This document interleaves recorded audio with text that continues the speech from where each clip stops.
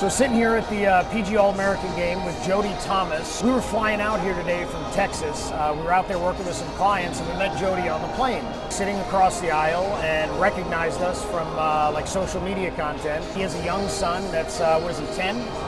10 years old. Youth players and parents are searching for information everywhere, and there is so much stuff getting thrown at them from every direction. Jody's been entrenched in looking into player development stuff now for a long time and loves the game. He had some phenomenal questions. So I thought we'd bring him over here to the PG All-American game with us and chit-chat a little bit and have him ask some of those questions. Youth baseball has kind of taken off, last, decade. And there's trainers everywhere, social media training everywhere. And you, as a parent, you're looking at, which direction should I go? Should I listen to this guru? Should I listen to that guru? And a lot of times you've got these athletic kids that are, their bodies are just, they're throwing the ball hard, they're rangy, they're athletic. And then you may get with a trainer and they change one thing and, that kid, he stops throwing strikes, for example. And as a parent, you're like, well, what now? And it happens a lot, and that's what I was telling you while we were sitting there on the plane, the story that you were telling me and things that you guys have experienced and what you've been through, that's not uncommon. Like we hear I get these horror stories all the time. Jesus, we were here at PG National, maybe a month and a half ago, and there were a couple of players here at PG National that when they were freshmen in high school, right?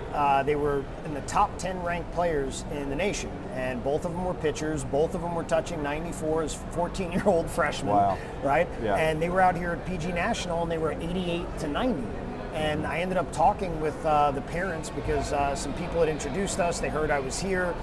Both of those guys had been struggling, and their stories were very similar. Both kids, after being freshmen, being ranked, 1 and 4 in the nation as players, right. started to get bombarded from agencies and trainers, and everybody's offering these free services and telling them all these great things that they're supposed to be doing. And all of that stuff that they did led to huge declines in performance and velocity. Ability to throw strikes, breaking stuff, fastball velocity, all of those things declined. And those stories happen all the time. And it's not just in youth baseball. That stuff happens. You should hear the stories about pro ball players, right? And when they come in for evaluations, I can't tell you how many guys have come in, and we do the evaluation. And, when we do evaluations with players, we always have them go through their normal routine, how they normally throw, right, or normally swing. And then after we observe it, we try a couple of different things. A change in position, a change in thought, a change in a stride angle, or whatever, right? And, after somebody you have them say, hey, stride closed on this next one for me and let's see what happens. And then when you're sitting down reviewing the evaluation, you tell the kid, hey, did you know that when you took that closed stride, your velocity went up 3-4 miles an hour, right? And the look that you get is ridiculous. Like, are you shitting me? Dude, I did that when I got drafted, and then they told me I couldn't do that anymore because I needed to stride straight. That kind of stuff happens all of the time. There's just too many people that look at this game and watch players do things, whether it's hitting or pitching, and they feel like it's supposed to be this way, right? As if there's only one way to do it. One size fits all. One size fits all, and they teach too much on style and not enough on substance. Absolutely. They want everybody to do the same thing. And one of the things I always end up, saying and telling parents and coaches is that the only thing that you can really, the worst thing that you can do as a coach, and something that's awful, is making everyone do the same thing, because that's ridiculous. How could it be possible that when you talk to former big leaguers, right? They all have different drills they did, different thoughts they used. And to make everybody feel or think like they have to do it this way for them to be right is ridiculous. One of the things we have is we'll have a kid come in and maybe he's throwing a little bit of sidearm. You'll see a lot of coaches immediately try to kill that. Good to meet you. And come straight over the top. And then you'll hear kids start complaining about arm pain. It's, some kids have a natural arm slot where they're... Well, no, it's not some. Yeah. All kids have a natural arm slot. And one of the most common things that you hear at every Little League field all over the country, get on top of the ball, get over the top. Things become a thing, Jody, when everybody does the opposite. right? Turn your back foot is there because no little kids turn their back foot. Get over the top is there because they all throw from over here. And one of the things we were talking about on the plane is that at the end of the day, right, when you look at Aroldis Chapman and Randy Johnson, they throw from a very similar arm slot. Yeah, I was blown away when you showed me that. It's just the difference in the angle of their spine. So if you take Aroldis Chapman and you watch him when he gets into landing, he has all of this arch in his spine at landing, right? And he throws from a higher slot. But his spine is arched, and when he's rotating, his tornado is already tilted. And after that arm gets inside that plane of rotation, the inertia wants to pull it away and whip it around. If you take his spine and you put it upright, it's the same arm slot as Randy Johnson. Force is plane specific. The arm has to work around the trunk.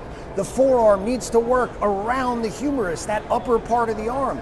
And what did you see here today when you watched these best pitchers in the country? I saw a lot coming from around here. Oh, you saw a lot coming from out here. Yeah. Mm-hmm. Yeah, whipping it. Yep. That's why we talk at 108 so much about cracking the whip. Yeah. I can't tell you how many players, and that's really what started our reputation in this industry, was that we started getting pitchers healthy and throwing harder with less stress.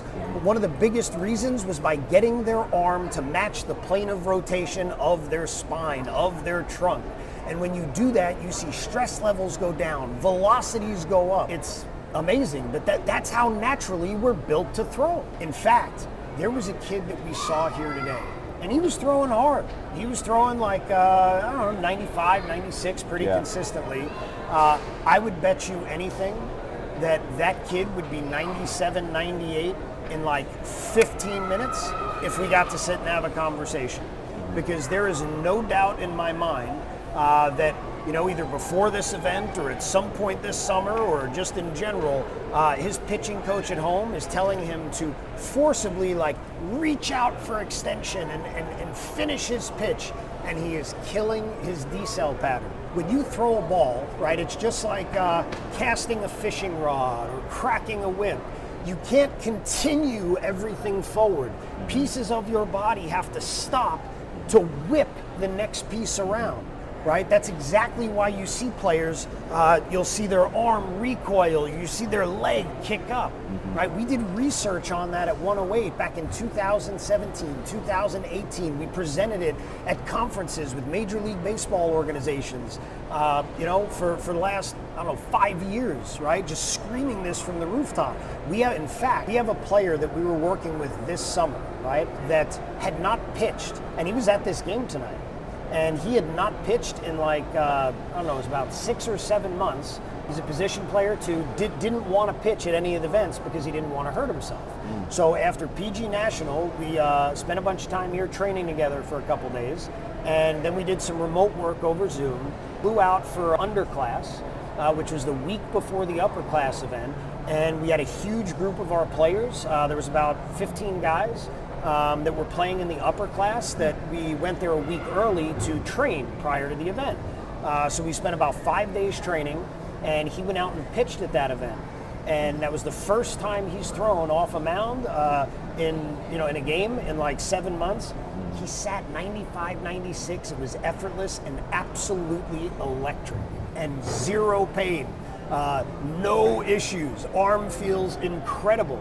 Just by getting the arm to match the plane and letting him know he was allowed to do that, and then getting him to slam on the brakes and pimp the finish. Pimp the finish.